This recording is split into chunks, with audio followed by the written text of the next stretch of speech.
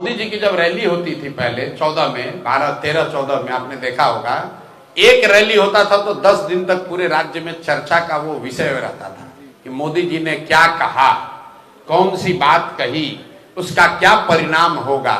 अब मोदी जी आते हैं, बोलकर चले जाते हैं, एक दिन के बाद कोई उसको ध्यान भी नहीं देता है। कल पूरे उनके भाषण में उन्होंने एक भी ऐसी बात नहीं कही जिसके बारे में बिहार के लोग सुने, समझे या चर्चा करें।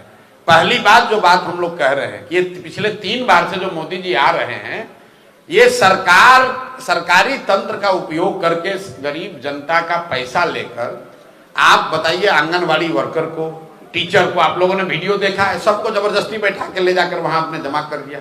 चलिए प्रधानमंत्री आप कर सकते हैं, मधुबनी में आपने पूरे बिहार के पंचायती राज से लोगों को जुटा लिया, लेकिन जुटाने के बाद आपने कहा क्या?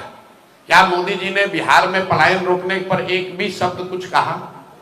क्या मोदी जी ने बिहार की बिगड़ती हुई शिक्षा व्यवस्था के बारे में कुछ कहा?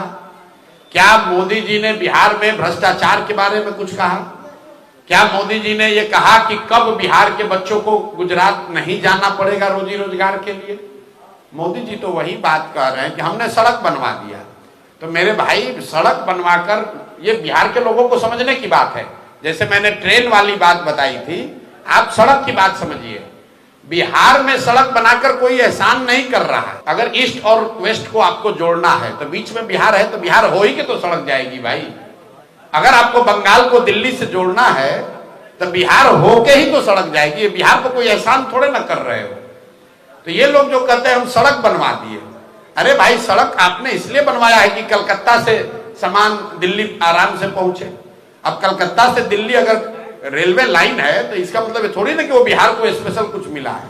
जो जो रास्ते में पड़ेगा उसको फायदा होगा। तो ये हम लोग पर कोई एहसान नहीं कर रहे हैं।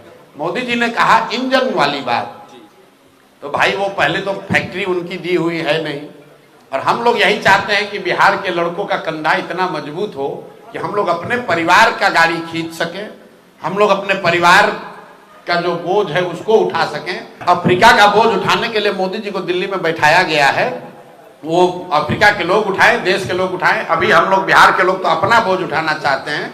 ये चाहते हैं कि भैया हम लोग के बच्चे बाहर मजदूर बन के न जाएं। मोदी जी ने अभी तक पिछले 3 अपने दौरों में एक बार भी ये नहीं बताया कि 1,25,000 करोड़ रुपया जो उन्होंने पहले दिया था, जो उन्होंने आरा में घोषणा की थी 2015 में, उस 1,25,000 करोड़ का क्या हुआ? या पैसा मोदी जी ने भेजा